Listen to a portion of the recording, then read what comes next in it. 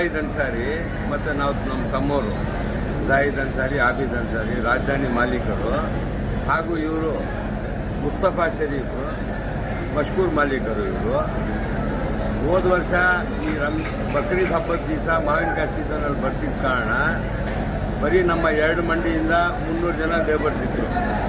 ಅವ್ರಿಗೆ ಮಾತ್ರ ನಾವು ಊಟದ ವ್ಯವಸ್ಥೆ ಪ್ರತಿ ವರ್ಷ ಮಾಡ್ಕೊಂಡು ಬರ್ತಾಯಿದ್ವಿ, ಪ್ರತಿ ವರ್ಷ. ಆದರೆ ಹೋದ ವರ್ಷ ಕೆಲವು ಬೇರೆ ಮಂಡಿ ಕೂಲಿ ಕಾರ್ಮಿಕರು ಎಲ್ಲ ಇಲ್ಲಿ ಬಂದು ಒಂಥರ ನಮಗೂ ಬೇಸರ ಆಯಿತು. ಅದಕ್ಕೆ ಈ ವರ್ಷ ಒಟ್ಟಾರೆ ಈ ಶ್ರೀನಿವಾಸಪುರ ಮಾರ್ಕೆಟಲ್ಲಿ ಈ ಮಾವಿನಕಾಯಿಗೆ ದುಡಿಯೋಕ್ಕೆ ಬಂದಿರುವಂಥ ಹೊರಗಡೆಯಿಂದ ಆಂಧ್ರ ಪ್ರದೇಶ, ತಮಿಳ್ನಾಡವರು ಮತ್ತು ನಾರ್ತ್ ಇಂಡಿಯಾ ಲೇಬರ್ಸ್ ಎಲ್ಲ ಸುಮಾರು 2,500ದಿಂದ 3,000 ಜನ ಲೇಬರ್ಸ್ ಇದ್ದರು. ಅದಕ್ಕೆ ಈ ವರ್ಷ ಅವ್ರಿಗೂ ಇವ್ರಿಗೂ ಅಂತ ಏನು ಇದು ಮಾಡಿದೆ.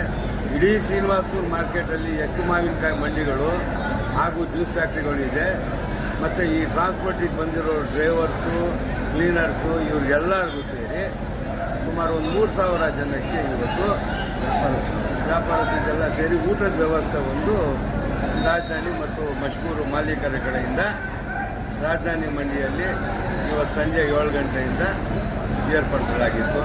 ಅದಕ್ಕೆ ಸಾಕಷ್ಟು ಜನ ಲೇಬರ್ಸು, ಡ್ರೈವರ್ಸು, ಕ್ಲೀನರ್ಸು ಎಲ್ಲರೂ ಇವತ್ತು ಆಗಮಿಸಿ ಮತ್ತು ತುಂಬ ಎಲ್ಲರೂ ಊಟ ಮಾಡ್ಕೊಂಡು ಹೋಗ್ತಿದ್ದಾರೆ. ಎಲ್ಲರಿಗೂ ಒಂದು ಬಿಸಿ ಬಿಸಿ ಬಿರಿಯಾನಿ, ದಾಲು ಮತ್ತು ನೀರೆಲ್ಲ ಕೊಟ್ಟು ನಮ್ಮ ಕಡೆಯಿಂದ ನಾವು ಒಂದು ಪ್ರಯತ್ನ ಮಾಡಿದ್ದೀವಿ. ಮುಂದೆ ಸರ್ಕಾರದಲ್ಲಿ ನಮ್ಗೆ ಒಂದೇ ಬೇಡಿಕೆ, ಸುಮಾರು 3,000 ಜನ ಲೇಬರ್ ಹೊರಗಡೆಯಿಂದ ಬರ್ತಿದ್ದಾರೆ. ಅದರಲ್ಲಿ ಅರ್ಧ ಭಾಗಷ್ಟು ಹೆಂಗಸರಿದ್ದಾರೆ. ಸರ್ಕಾರ ಕಡೆಯಿಂದ ನಮಗೇನಾದರೂ ಸೂಕ್ತವಾದ ಒಂದು ಜಾಗ ಕೊಟ್ಟರೆ ಒಂದು ಅರ್ಧ ಎಕರೆನೋ 1 ಎಕರೆ ಅದರಲ್ಲಿ ನಾವು ಇವರಿಗೆಲ್ಲ ಶೌಚಾಲಯ ಮತ್ತು ಸ್ನಾನದ ಕೊಠಡಿಗಳು ಮಾಡಬೇಕಂತೇಳಿ ಒಂದು ಯೋಜನೆ ಇಟ್ಕೊಂಡಿದ್ದೀವಿ.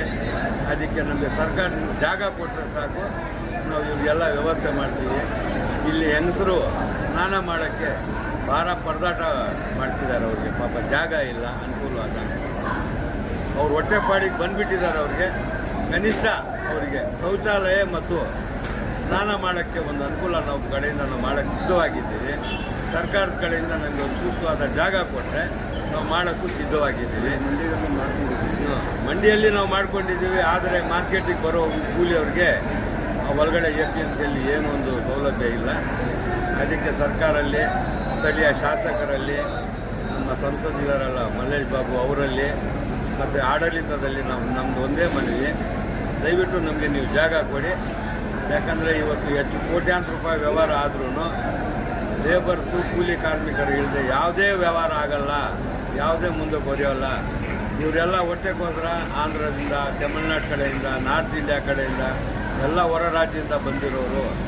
ಅದರಲ್ಲಿ ಅರ್ಧ ಭಾಗಷ್ಟು ಹೆಂಗಸರಿದ್ದಾರೆ. ಅವ್ರಿಗೆ ಸ್ನಾನದ ಫೆಸಿಲಿಟಿ ನಮ್ಮೂರಲ್ಲಿ ಎಲ್ಲೂ ಇಲ್ಲ.